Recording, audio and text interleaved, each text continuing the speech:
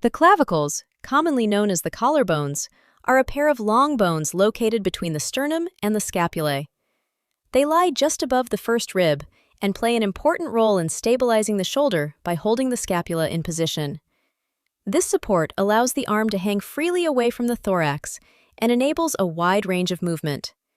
Together, the clavicle and the scapula form the shoulder girdle, also known as the pectoral girdle.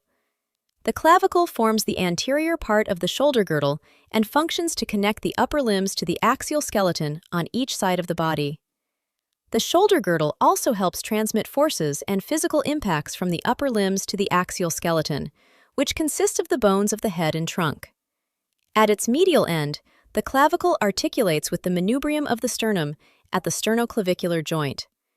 At its lateral end, it articulates with the acromion of the scapula at the acromioclavicular joint. The two ends of the clavicle can be easily distinguished.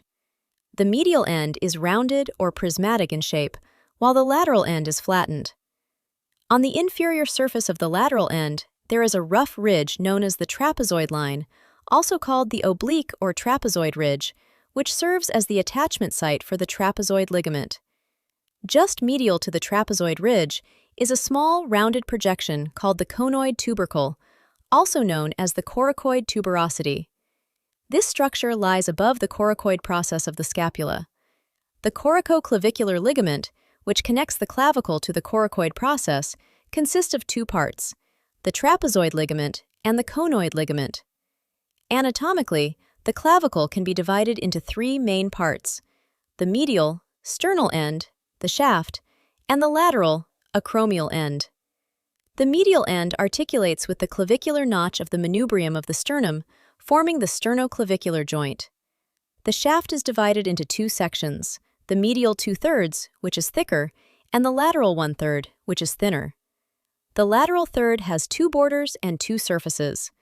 The borders include the anterior border, which is thin, rough, and concave, and the posterior border, which is thicker, rough, and convex. The surfaces of this region are the superior, upper surface, and the inferior, lower surface.